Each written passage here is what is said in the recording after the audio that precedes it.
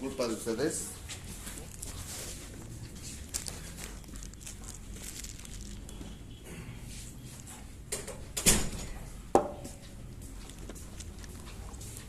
Vamos a hablar de micronutrientes.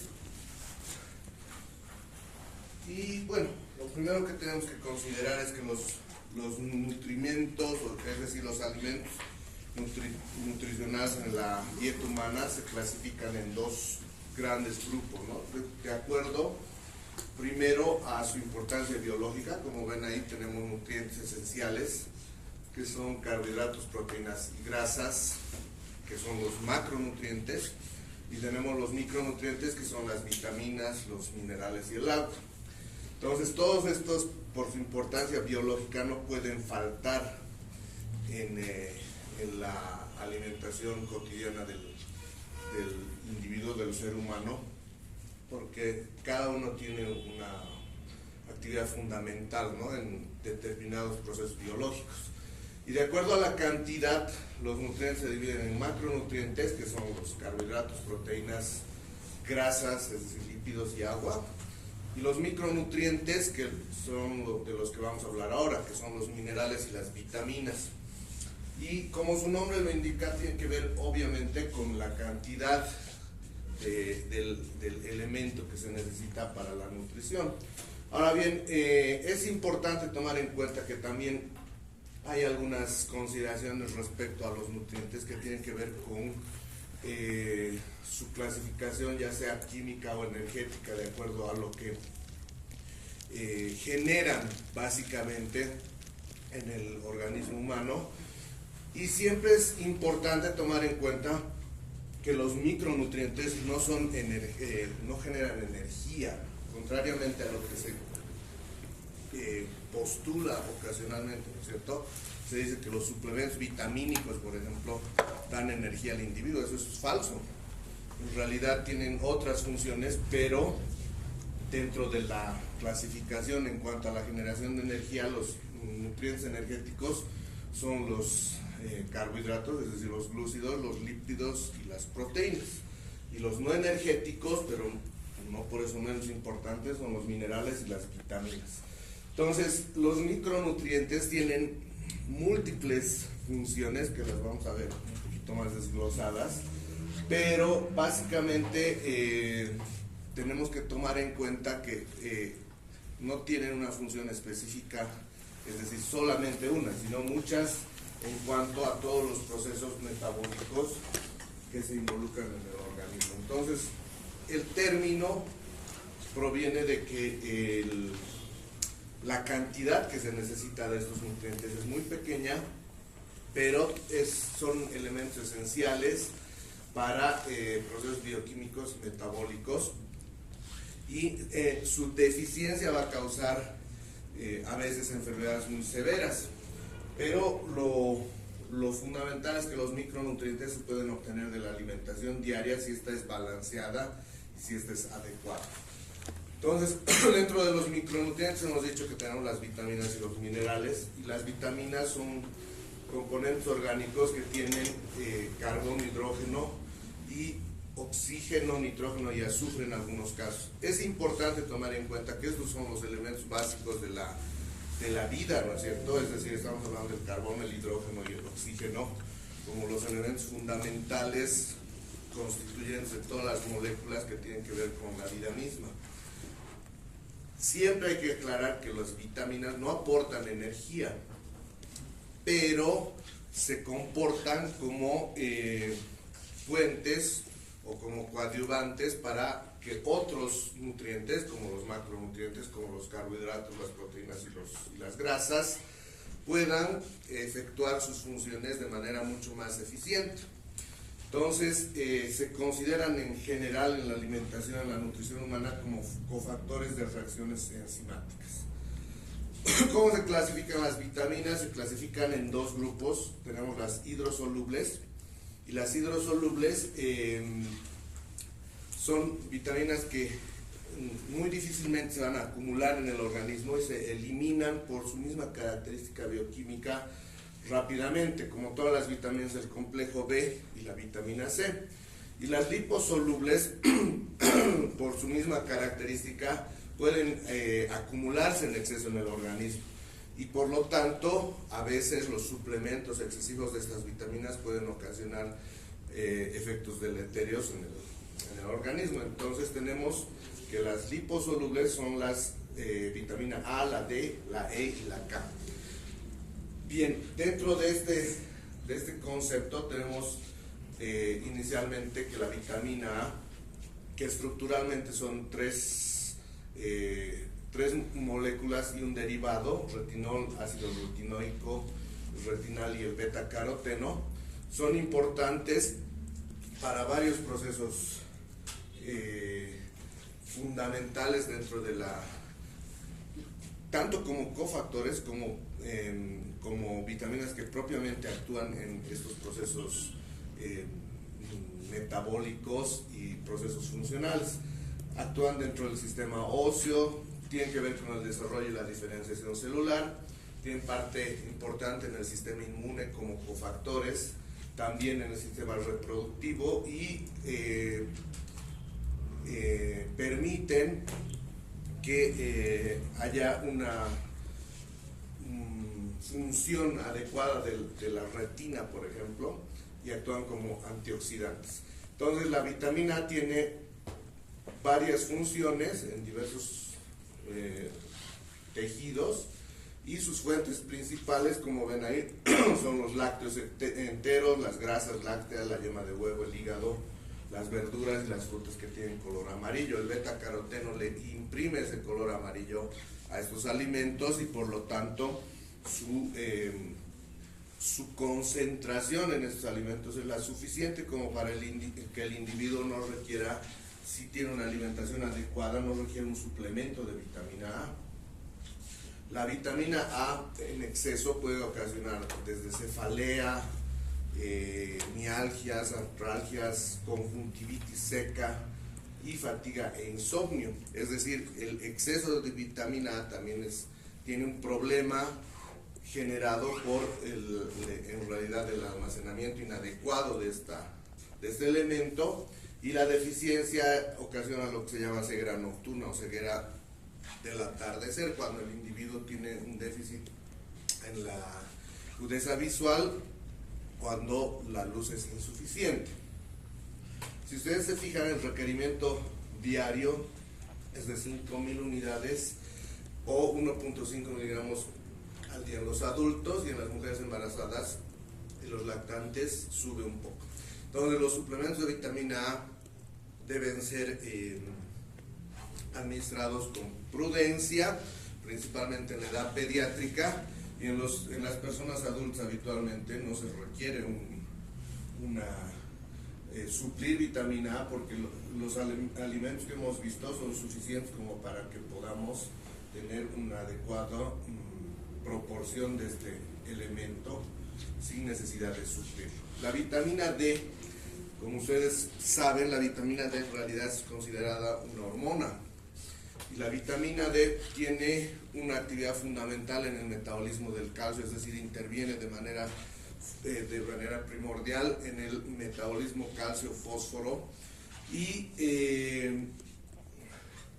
coadyuva, por ejemplo, en la absorción intestinal del calcio y moviliza el calcio óseo dependiendo de las necesidades, además de que tiene que ver con la regulación de la expresión génica y la diferenciación celular. Una cosa que es importante en cuanto a la vitamina D es que la vitamina D no solo antes se consideraba un cofactor en todos estos procesos metabólicos, actualmente se considera fundamental en cuanto a la función no solo del metabolismo del calcio y del fósforo, sino también en funciones diversas que tienen que ver, por ejemplo, con la actuación de las hormonas tiroideas.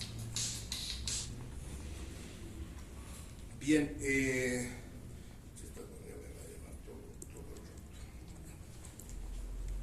tenemos que las fuentes de la vitamina D son el aceite de hígado de bacalao, que ustedes seguramente no lo conocen, pero que era muy popular hasta hace unos años como suplemento, por ejemplo, la yema de huevo, los lácteos enteros y las grasas lácteas. El requerimiento lo tienen ahí 400 unidades al día, y en mujeres embarazadas y en individuos jóvenes es el mismo requerimiento. Una cosa que es importante en todo caso es que la vitamina D tiene una metabolización fundamental, pero en base a la exposición a la luz solar. Si el individuo no tiene exposición a la luz solar, la vitamina D no va a poder ser metabolizada de manera normal. Y es un hecho que las personas que no se exponen al sol tienen déficit de vitamina D que debe ser suplido. El déficit de vitamina D, actualmente la medición de la vitamina D sérica es fundamental en cualquiera de las evaluaciones que se hacen, no solo de niveles hormonales, sino también evaluaciones cotidianas de funciones fisiológicas, ¿de acuerdo? Y el suplir la vitamina D mejora muchísimas condiciones del individuo. Ahora, una cosa que es fundamental es que si el individuo no se expone al sol, principalmente en zonas como los brazos, las piernas o incluso el rostro, va a sufrir déficit de vitamina D. Y eso es bien común en países donde la luz solar puede tener muy corta duración o ser muy poco intensa, por ejemplo, en los países nórdicos, ¿no es cierto?, en Europa del Norte, o se ha visto déficit de vitamina D en las mujeres que usan velo, ¿no es cierto?, en las mujeres musulmanas que usan velo y se cubren la piel. Entonces es importante tomar en cuenta eso, y en nuestra realidad se aplica a las personas que, por ejemplo, están en los asilos, a los pacientes adultos mayores que no salen al sol y que por lo tanto empiezan a tener déficit de vitamina D que les produce diversos procesos. ¿De acuerdo? Bien, tenemos la vitamina E, que son los tocoferoles y los tocotrienoles. La vitamina D es básicamente antioxidante e interviene en la estabilidad de las células sanguíneas y en la fertilidad sexual. Ahora, la vitamina E se encuentra como fuente nutricional en aceites, cereales, frutos secos, oleaginosos y los vegetales de hoja verde. Aquí sí puede haber un poco de deficiencia si el individuo tiene una dieta, por ejemplo, que solamente se basa o predominantemente se basa en hidratos de carbono, y no, en nuestro medio no era muy común, por lo menos hasta hace unos años, el consumir frutos secos. No estamos hablando de los frutos secos tradicionales que tenemos aquí, por ejemplo, las habas, las arvejas, y estamos hablando de otro tipo de frutos secos, como nueces, almendras, como nueces de la India, ¿no es cierto?, que tienen estos elementos nutricionales en cantidades importantes. Pero las verduras, los vegetales más bien verdes, esos son los que tienen vitamina E. El exceso de vitamina E puede producir aumento de la presión arterial, pero el déficit, y principalmente si hay un déficit genéticamente determinado, el paciente puede desarrollar fibrosis quística o enfermedades crónicas del riñón, como ven ahí, enfermedad celíaca, anemias hemolíticas, y se ha relacionado el déficit de vitamina E con algunos tipos de cáncer, como cáncer de pulmón o cáncer de mama. El requerimiento es muy pequeño, de 25 a 30 miligramos en los adultos, y por lo tanto el tener una dieta adecuada, principalmente en vegetales verdes, puede suplir eficazmente la vitamina D. La vitamina K es la filoquinona y las menaquinonas. Ustedes conocen que la vitamina K tiene una actividad fundamental en los procesos de coagulación, en la síntesis de protrombina, y hay que tener en cuenta que la absorción se da con la ayuda de sales biliares. Por lo tanto, los déficits pueden provenir de este proceso ocasionalmente, y hay que ser precisos en cuanto a, primero, la toxicidad de este elemento. El exceso de vitamina K puede producir daño hepático agudo, y la deficiencia puede producir alteraciones de la coagulación. En la práctica clínica se utiliza mucho la vitamina K cuando el paciente tiene algún tipo de sangrado, por ejemplo, ¿no? Pero hay que tomar en cuenta que no todos los sangrados tienen que ver con déficit de de la vitamina K, sino porque pueden ser otros elementos de la coagulación que estén alterados. Sin embargo, es una muy buena opción terapéutica en algunos casos de emergencia, pero esto ya dentro de la práctica clínica. Pero en la vida cotidiana, las fuentes que tenemos de vitamina K son las verduras de hoja verde, como hemos visto con la vitamina anterior, cereales, frutas y carnes principalmente. Luego tenemos las vitaminas del complejo B, la vitamina B1 o la tiamina. Actúa como un cofactor en la absorción y el aprovechamiento de los hidratos de carbono, grasas y proteínas, es decir, es un factor fundamental para que la metabolización, absorción y aprovechamiento de esos elementos sea el adecuado, y también tiene que ver con alguna acción sobre principalmente las neuronas, ¿no?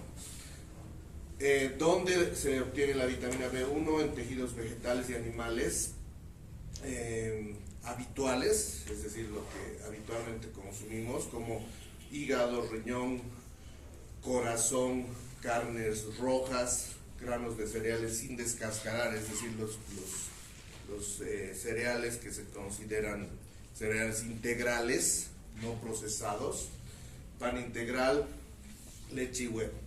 El requerimiento es muy pequeño, 0,12 a 0,5 miligramos día en lactantes, y en niños de 0,6 a 1,1 miligramos día. La vitamina B2 es la riboflavina, es una coenzima que se relaciona con reacciones de oxidación y reducción, es decir, con el metabolismo energético en general y con diversos procesos fisiológicos. Tiene que ver con la producción de anticuerpos y de glóbulos rojos, y también tiene que ver con el mantenimiento del tejido epitelial de las mucosas, es decir, de tejidos de recambio rápido. Una cosa que es importante es que también actúa como cofactor en la transformación de los macronutrientes en energía, y tenemos sus fuentes en alimentos de origen vegetal y animal: hígado, riñones, corazón, básicamente los mismos que teníamos antes. La levadura también, la levadura de cerveza también tiene porcentaje de vitamina B2, vegetales verdes y algunos cereales. La B3 es la niacina, y igualmente, ¿no?, actúa en este tipo de función, pero también en la producción de hormonas sexuales y en la síntesis de glucógeno hepático. Ahora bien, las fuentes básicamente son las mismas: vísceras, carnes. Aquí ya se añaden pescados, leguminosas y cereales como fuente principal. Si ustedes se fijan, todos los elementos del complejo B tienen fuentes que son comunes, digamos, ¿no? En cuanto a dónde están más concentradas y de dónde se pueden obtener. Entonces, cuando esos alimentos, que son básicamente los mismos, nos permiten obtener elementos del complejo B que son importantes para funciones biológicas. La vitamina B5 es el ácido pantoténico, actúa como parte funcional de la coenzima A, y también como una proteína transportadora. Ahora bien, la vitamina B5 también tiene que ver con funciones en la regulación del ciclo celular normal, y el ácido pantoténico también se encuentra dentro de estos elementos nutricionales. Tenemos que diariamente se necesita de 5 a 10 miligramos de ácido pantoténico, tanto en niños como en adultos. Y sus fuentes son hígado, la levadura, la yema de huevo, carnes rojas, frutas, vegetales, leches y granos. Aquí tenemos un espectro grande de elementos nutricionales de los que se puede obtener ácido pantoténico. El exceso no se considera tóxico, pero un exceso de ácido pantoténico puede causar diarrea o puede causar malestar, disconfort intestinal, y la deficiencia de B5 se ha asociado a neuropatías periféricas. La vitamina B6 es la piridoxina, el piridoxal y la piridoxamina, o sea, es un complejo de de elementos que tienen diversos cambios bioquímicos muy pequeños, actúan como coenzima en el metabolismo de los aminoácidos, y la forma más importante en este caso es la piridoxina. Sus fuentes son frutas, pescados, pescado azul y pescado blanco, es decir, estamos hablando de pescado de mar, no pescado de aguas dulces, ¿no es cierto? Frutos secos, cereales, verduras, leguminosas, nueces. Aquí también ya se incluyen los plátanos, el maní, por ejemplo, como fuentes principales de vitamina B6. La B8 biotina tiene que ver con la regulación de los niveles de glucosa en sangre. O sea, no es una actividad fundamental, pero es importante, y se ha demostrado que las personas con diabetes tipo 2, por ejemplo, tienen carencia de la vitamina B8 o biotina, y eso hay que considerarlo cuando se habla de suplementos nutricionales y de la forma en que se gestiona la nutrición en un paciente diabético. Sus fuentes pueden ser de origen animal o vegetal, y como ven ahí tenemos básicamente las mismas fuentes, ¿no? Carnes, yema de huevo, vísceras en general, especialmente hígado, y actualmente el hígado ha perdido popularidad, ¿no es cierto? Pero el consumo de hígado era muy común en años previos, en años anteriores, como una fuente de nutrimentos. Bueno, la realidad nos demuestra que sí es una gran fuente de diversos elementos nutricionales, ¿no es cierto? Pero actualmente creo que ustedes nunca lo han consumido, por lo que entiendo, ¿no ve? ¿O sí?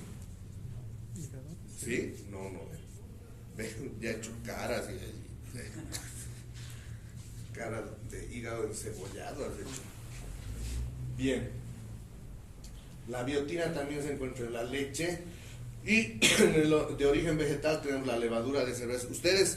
Si ustedes revisan un poco la literatura, van a ver que la levadura de cerveza era un suplemento nutricional que se utilizaba antes de que existan los suplementos de fórmula, es decir, los suplementos del CN, el ADN, todos esos suplementos que tenemos actualmente en las farmacias, antiguamente eran reemplazados por levadura de cerveza, básicamente. Que la levadura de cerveza tiene elementos nutricionales que incluso hacían que el individuo aumente peso, ¿no? Se utilizaba como un suplemento nutricional importante. Cereales integrales, las setas, es decir, los hongos, ¿no? Los hongos que se pueden usar en la alimentación, la cebada, las nueces, la soya o soja, los guisantes, garbanzos, maní, y aquí ingresa también el chocolate, pero el chocolate de alta pureza, ¿no? La vitamina B9 o ácido fólico actúa en la prevención de la anemia megaloblástica, y como es un elemento que tiene que ver con la replicación celular y la reproducción celular, además de que interviene en la síntesis de ADN y ARN, es un elemento básico y fundamental para el desarrollo normal del sistema nervioso central del producto, ¿no? E incluso la suplementación durante el embarazo del ácido fólico es un hecho que está comprobado que debe realizarse para evitar precisamente estas alteraciones en el desarrollo del sistema nervioso central del feto, ¿no? Puede prevenir algunos tipos de enfermedades cardiovasculares, algunos tipos de cáncer. Se dice que puede aumentar el apetito y se utiliza también para ese objetivo, y estimula la formación de ácidos digestivos. Los requerimientos son muy pequeños, 0,05 a 0,1 miligramos en lactantes, en niños de 0,1 a 0,3 miligramos y en adultos de 0,4. ¿Cuáles son las fuentes? El hígado, el riñón, la levadura de cerveza, legumbres verdes y en menor cuantía leche, carne y pescado. Levadura de cerveza, no cerveza, ¿no es cierto? Porque después van a decir, el doctor quizá ha dicho que hay que tomar cerveza porque tiene muchos nutrientes, ¿verdad? Los conozco, levadura de cerveza, no cerveza. Vitamina B12, que es conocida como cobalamina, y ustedes saben que la vitamina 12 tiene un extenso arsenal terapéutico y la gente común cree que la vitamina B2 sirve para todo, ¿no es cierto? Entonces inyectan vitamina B12, se ponen complejo B, toman complejo B, lo que en algunos casos puede ser positivo, pero en otros no tiene mucho sentido. La vitamina B12 es uno de los principales elementos de los componentes del complejo B, porque es una vitamina que interviene en la síntesis de ADN y ARN, y también tiene que ver con la formación de glóbulos rojos. Su déficit puede provocar algunos tipos de anemia, participa en la síntesis de neurotransmisores y también interviene en la transformación de ácidos grasos en energía. Sus fuentes principales, las carnes rojas, aquí también pescado, pero de origen marino, es decir, azul, pescado blanco, mariscos, huevos y lácteos, y el requerimiento es un poco más grande que de otras vitaminas, en niños de 2 a 5 miligramos diarios y en adultos de 5 a 6. Tenemos después la vitamina C, que es el ácido ascórbico. La vitamina C también tiene actividad fundamental en la visión y ejerce función preventiva ante la aparición de cataratas o glaucoma, y es un antioxidante, uno de los más potentes antioxidantes que se conocen, que neutraliza radicales libres y por lo tanto puede disminuir el daño a nivel celular. Entonces siempre se ha postulado como un elemento que puede reducir el envejecimiento celular y la muerte celular en todo caso, ¿no? Los requerimientos los tienen ahí aproximadamente 365 miligramos al día en lactantes, en niños 40 miligramos y en adultos de 45 a 60 miligramos. Lo que hay que tomar en cuenta es que la vitamina C se necesita en cantidades que son un poco más grandes que de algunos otros micronutrientes, pero el 30 gramos, por ejemplo, de jugo de naranja o de limón ya pueden suplir las necesidades de vitamina C. Además de que aquí, por ejemplo, el consumo de papas, es decir, de papas comunes, patatas, nos aporta también vitamina C. Tienen ahí otras fuentes como el hígado de cerdo, lomo de cerdo, yogur natural, leche entera, lentejas, garbanzos, los frutos secos, pistachos, nueces, tomate, coliflor, mandarinas, melones, naranjas, fresas, fresones, kiwis, todos los elementos es decir, todas las frutas que contienen vitamina C. Si uno consumiera la cantidad suficiente de estos alimentos, no necesita suplir vitamina C. El exceso de vitamina C, si bien no es deleterio para la salud, sin embargo a veces no tiene una razón terapéutica específica, ¿de acuerdo? Bien, hemos dicho que los micronutrientes entonces eran vitaminas y minerales. Y los minerales también son micronutrientes que los necesitamos para otros procesos importantes fisiológicos. Ahora bien, los minerales son fundamentales para la síntesis de hormonas o también para la elaboración y construcción de tejido a partir de procesos de elementos proteicos, por ejemplo, ¿no? Sin embargo, son solamente el 5% de la masa corporal y tienen como transportador común el agua, ¿no? ¿Cómo se clasifican los minerales? Tenemos los macrominerales, de los que necesitamos más de 100 miligramos por día. Tenemos los microminerales, de los que necesitamos menos de 100 miligramos por día. Y tenemos los oligoelementos o elementos traza. Es decir, son elementos que en cantidades muy pequeñas, en microgramos, los necesitamos diariamente, pero en realidad son elementos que necesitamos en cantidades mínimas de manera diaria, ¿no?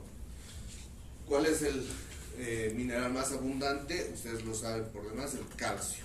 Calcio es fundamental en varios procesos orgánicos. Tenemos que el calcio se encuentra en un porcentaje muy grande en los huesos, pero también el calcio es fundamental para la transmisión eléctrica, es decir, hay muchos procesos que son procesos celulares que involucran el calcio, ¿sí?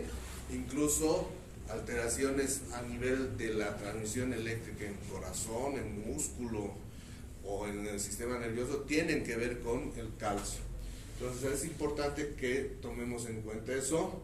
Y otra cosa es que tiene que ver con el calcio es la coagulación, ¿no? Entonces todos estos procesos son fundamentales, están presentes de manera fundamental, y el calcio es un elemento que tiene que ver con esto. Los requerimientos pueden variar. Si ustedes se fijan, ahí tienen requerimientos para infantes y niños que van desde 200 miligramos diarios hasta 1300.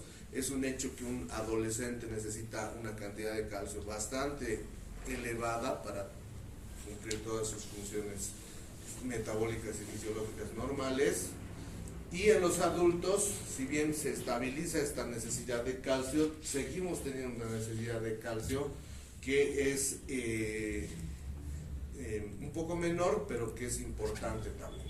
Y en el embarazo y la lactancia vuelve a subir la necesidad del calcio. Entonces tenemos que un adulto necesita alrededor de 1000 miligramos de calcio, es decir, 1 gramo de calcio diario en la alimentación, de calcio que se pueda absorber, porque una gran cantidad de calcio no es absorbible en la alimentación y en la nutrición normal. ¿Cuáles son los alimentos de los que podemos obtener calcio? Carne de pollo, sesos de cerdo, aunque no la crean, porque antes se consumía también tanto sesos de vaca como de oveja y de cerdo. Era un consumo que no era inhabitual, y todavía en algunas regiones, principalmente rurales, se siguen consumiendo estos alimentos. Carne muy magra, es decir, una carne que tenga una cantidad importante de proteína, jamón serrano, sardinas, atún, lenguado, merluza. Ahí tenemos varios elementos que son que no son comunes en nuestra nutrición, ¿no? Como alimentos marinos, huevo, yogur natural, queso, leche entera, garbanzos, almendras, pan,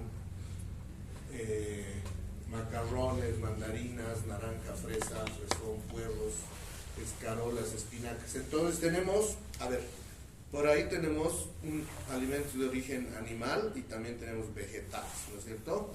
Pero la cantidad de calcio que podemos obtener de los vegetales no es la suficiente como para que supla la cantidad de calcio que se requiere diariamente. Entonces, si no se consumen alimentos de origen animal en cuanto a que tengan calcio, muy probablemente vaya a haber déficit de calcio, porque los alimentos de origen vegetal no tienen la cantidad suficiente de calcio como para suplir el requerimiento, ¿de acuerdo? Eso es importante de tomarlo en cuenta. Luego tenemos el fósforo, que el fósforo está directamente relacionado con el calcio y tiene que ver con el metabolismo energético, forma parte del adenosín trifosfato, y eso tiene que ver con fuentes de energía diversos en procesos metabólicos y celulares que son importantes. Se requieren 700 miligramos de fósforo al día. También tenemos fuentes que son parecidas a las del calcio, ¿no es cierto? Básicamente tenemos alguna variación. Aquí podemos añadir el arroz, papa, alcachofas, que son también fuentes de fósforo. Entonces, los elementos que funcionan juntos o que funcionan coordinadamente, los elementos nutricionales, casi siempre vienen en un alimento que es común, ¿no es cierto?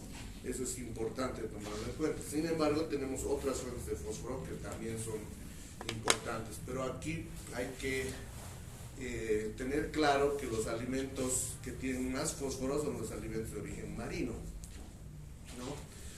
Y son los alimentos que pueden suplir de mejor manera la cantidad de fósforo que se requiere. Luego tenemos el magnesio, que también tiene que ver con diversos procesos de formación y de generación de energía. Y el magnesio sí produce algunas enfermedades que son claramente identificables por déficit o por exceso.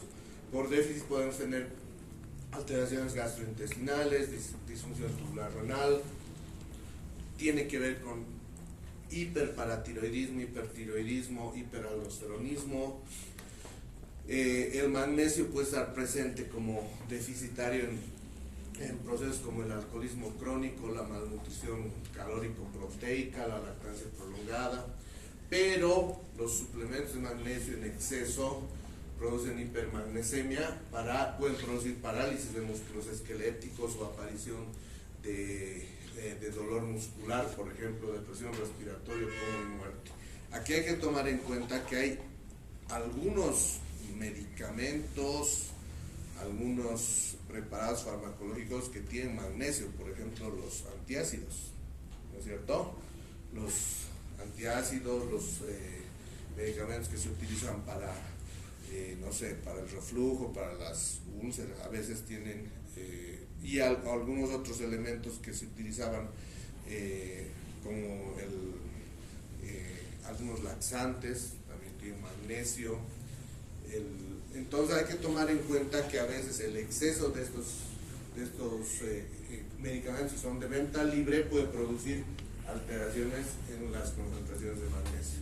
Las fuentes nutricionales que tenemos: levadura de cerveza, chocolate, cacao de más de 70% de concentración en estado puro, hígado, carne magra, sardinas, atún, lenguado, merluza, también varios elementos nutricionales que son de mar, yogur natural, queso, leche entera, garbanzos, nueces, pan, macarrones, papa, espinacas, plátanos, naranjas. O sea, magnesio podemos obtener de muchísimas fuentes, ¿no es cierto? No es necesario el suplemento de magnesio ocasionalmente, y el requerimiento es de 320 en hombres y 420 en mujeres.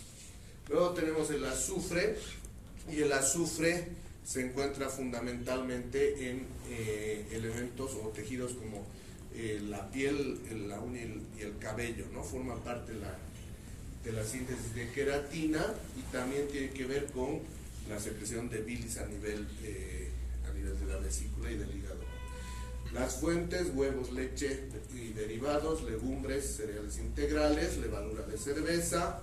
Aquí entran también las coles, ajos, espárragos, cebollas. El azufre les da su característico olor, ¿no es cierto?, a estos elementos nutricionales cuando se los consume. Luego tenemos el hierro. El hierro es por demás que se los diga, ¿no es cierto? Ustedes han visto que el hierro es fundamental para la formación de la hemoglobina, tiene que ver con la utilización de las vitaminas del complejo B, y también tiene una actividad fundamental en el sistema inmunitario. El exceso de hierro, el depósito de hierro principalmente a nivel hepático, lo que produce es lo que se llama la enfermedad conocida como hemocromatosis, ¿no? Y la deficiencia nos produce básicamente anemia ferropénica y disminución de la resistencia a las infecciones. La deficiencia de hierro se puede producir por factores nutricionales o se puede producir por procesos como mala absorción, es decir, que el paciente no ingiere suficiente hierro o que no absorbe el hierro de manera adecuada cuando lo consume. El requerimiento en varones es de 16 a 18 miligramos y en mujeres un poco menor, de 10 miligramos. Ahora depende mucho, por ejemplo, en mujeres de algunas situaciones específicas, como la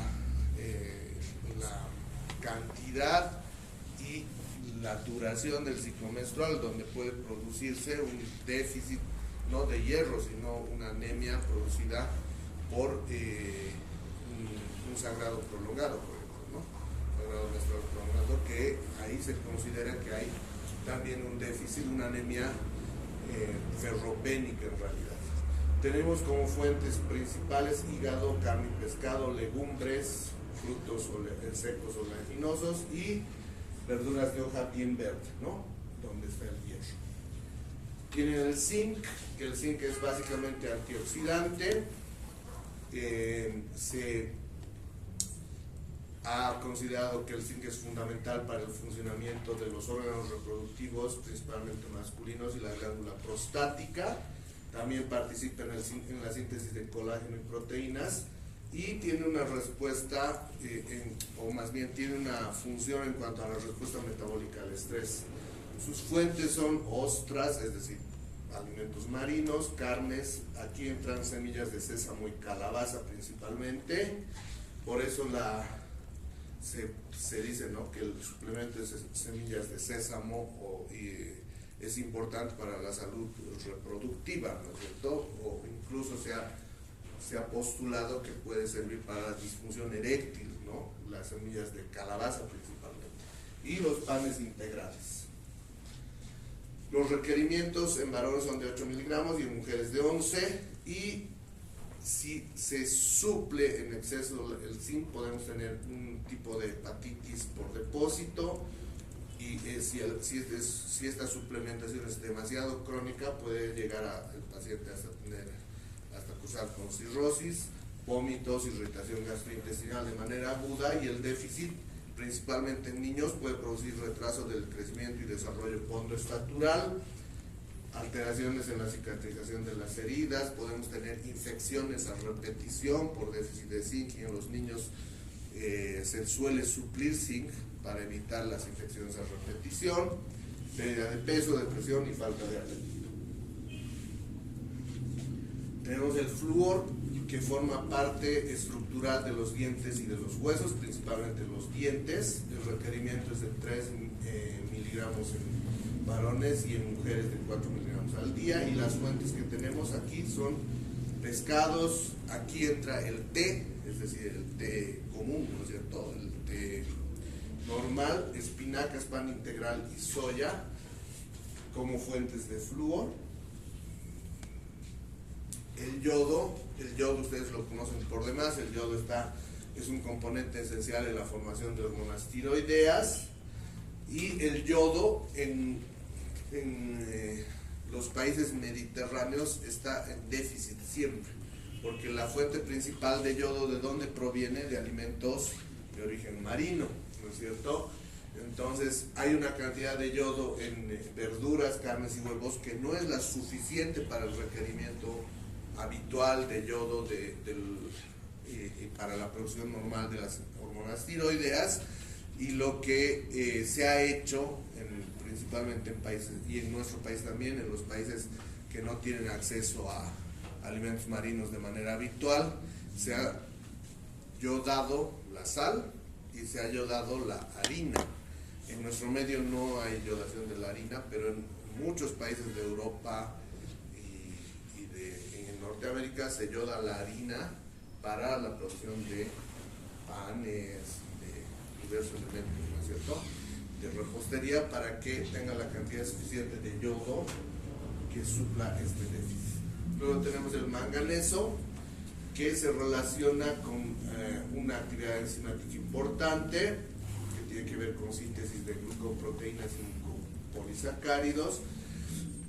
Sus fuentes son los frutos secos, los granos de cereales enteros y las leguminosas. El requerimiento no es muy grande, pero estos elementos nutricionales lo pueden contener en cantidades suficientes. Está el cobalto, que se encuentra formando parte de la vitamina B12, también tiene que ver con la producción de glóbulos rojos y la formación de mielina. Ahora bien, forma parte, o más bien coadyuva en el metabolismo del hierro y su conversión en hemoglobina, y también participa en el aprovechamiento de la vitamina C, por lo tanto se considera factor antianémico. Además, se considera que interviene en el metabolismo de la glucosa, y el déficit de cobalto puede también tener que ver con las alteraciones del metabolismo de glucosa en los pacientes diabéticos. ¿Dónde se encuentra el cobalto? En cereales integrales y en leguminosas principalmente. Tenemos el cobre, y el cobre también tiene que ver con metabolismo del hierro, es decir, tiene una relación directa, permite asimilar el hierro de los alimentos y también tiene que ver con el aprovechamiento de la vitamina C. Cuando hay déficit de cobre podemos tener neutropenia y a veces anormalidades esqueléticas, y esto es muy importante y desde edades tempranas, pero el exceso de cobre nos da lo que se denomina la enfermedad de Wilson, ¿no? Por depósito inadecuado de cobre. ¿En qué alimentos está el cobre? En alimentos de origen animal como carnes y pescados, cereales integrales y leguminosas, y el requerimiento de 900 microgramos al día. Entonces el cobre habitualmente no es necesario suplir.